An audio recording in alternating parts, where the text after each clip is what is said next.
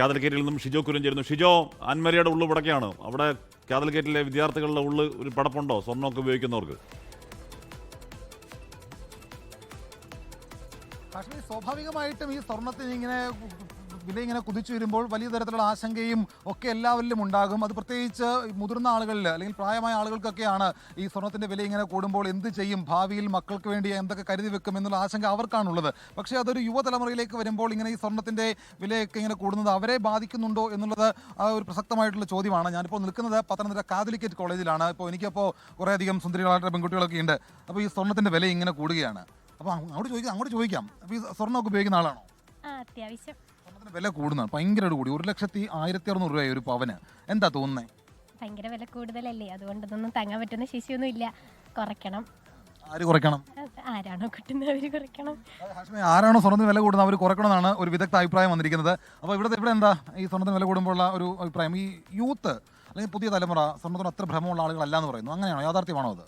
അതെ, മിക്കതും എല്ലാ പെൺകുട്ടികൾക്കും സ്വർണ്ണത്തോട് വലിയ താല്പര്യമൊന്നും ഉണ്ടാവാറില്ല. ഇപ്പോൾ എല്ലാവർക്കും ഇങ്ങനെ സിൽവർ ആയിട്ടുള്ള ഐറ്റംസ്, മോയിലെ ഓക്സിഡൈസ് ആയിട്ടുള്ള ഐറ്റംസ് ഒക്കെ ഇടാനാണ് താല്പര്യം. പിന്നെ ഈ സ്വർണം ഒത്തിരി വില കൂട്ടുന്നതിനോട് എനിക്ക് വലിയ യോജിപ്പില്ല. സ്വർണ്ണത്തിന് വില കൂട്ടുന്നല്ലേ, അത് ഇങ്ങനെ കൂടുക.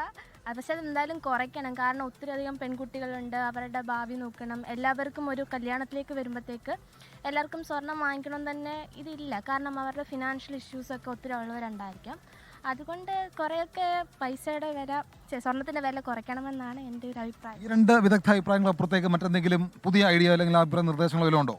അല്ല, ഈ പാവപ്പെട്ടവർക്കും കല്യാണം എന്ന് പറയുമ്പോൾ അവർക്ക് വലിയ പ്രതീക്ഷയല്ലേ മക്കളെ കല്യാണം കഴിച്ചു വേണം. സ്വർണ്ണം ഇല്ലാതെ ഇപ്പോൾ ആർക്കും താല്പര്യമില്ല. അപ്പോൾ പാവപ്പെട്ടവർ എന്ത് ചെയ്യും?